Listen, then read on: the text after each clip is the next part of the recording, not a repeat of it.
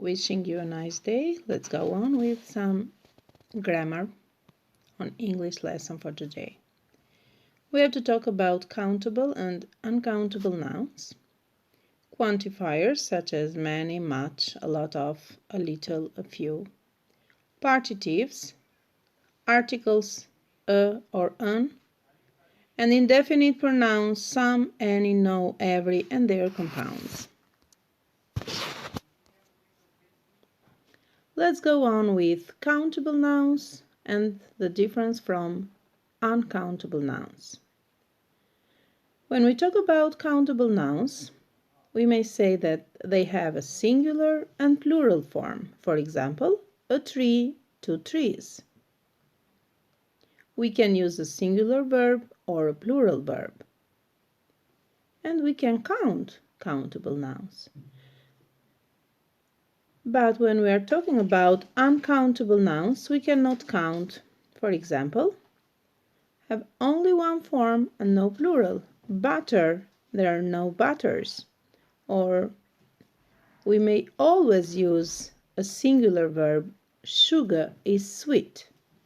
We cannot use articles or numbers, an, or a number in front of them. For example, we cannot say rice, but just rice, and so on.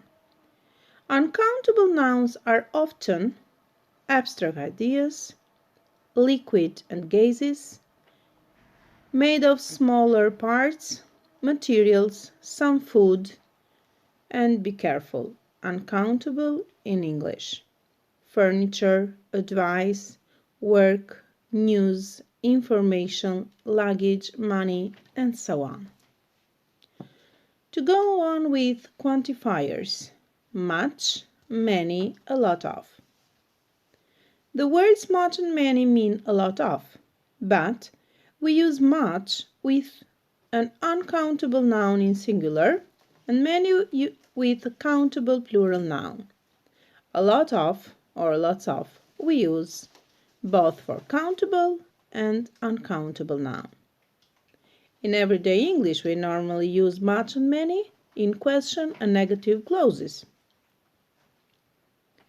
In positive clauses with so, as, to, and also use much and many. Ken has so much money. Mary has so many dogs.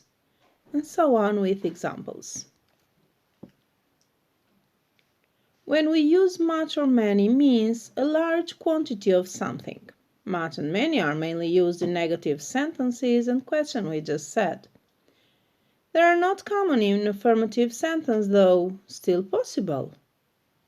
Much is always used with uncountable nouns. Many is used with plural countable nouns.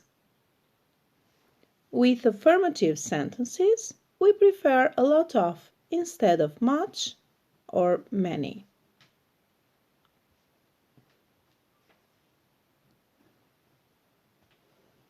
When we want to ask about quantity, we use how much for uncountable nouns and how many for countable nouns. For example, how much money do you want? How much sugar are there in the kitchen? How many students are there in the school? How many chairs are there in the kitchen?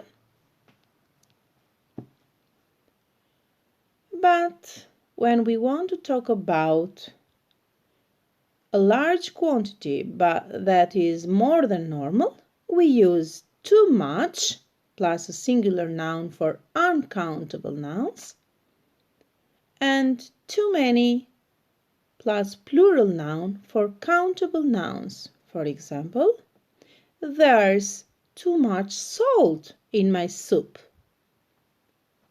Or there are too many people in this room. Now let's go on with another quantifier such as a few and a little. We use a little with an uncountable noun. and we use a few with a countable plural noun. A little and a few means some. But when there's no article before them, just little or few, the words have a limiting or negative meaning. For example, I need a little money. I need some money. I need little money. I need hardly any money. Let's go on with the using of indefinite article a or an. We have learned that a plus a consonant sound, there is a bottle on the table, and an plus a vowel sound, there is an apple on the table. But sometimes we may use indefinite pronouns, such as some or any. We use some for affirmative sentences and any for negative and questions. There is some cheese in the fridge. There isn't any cheese in the fridge. Is there any cheese in the fridge? But we sometimes may use some for questions when we offer for help or when we ask or suggest. Would you like some? Can I give you some? Why don't we need some? Now let's go on with partitives. Before the uncountable nouns, we use different partitives. For example, a bottle of milk or 2 bottles of milk, a glass of water, a jug of water, a cup of tea, a packet of tea, a jar of honey, a loaf of bread, a slice of bread, a carton of milk, a can of Coke, a bottle of Coke, a bowl of sugar, a kilo of meat, a bar of soap, a bar of chocolate, a piece of chocolate, a piece of cheese, a piece of furniture.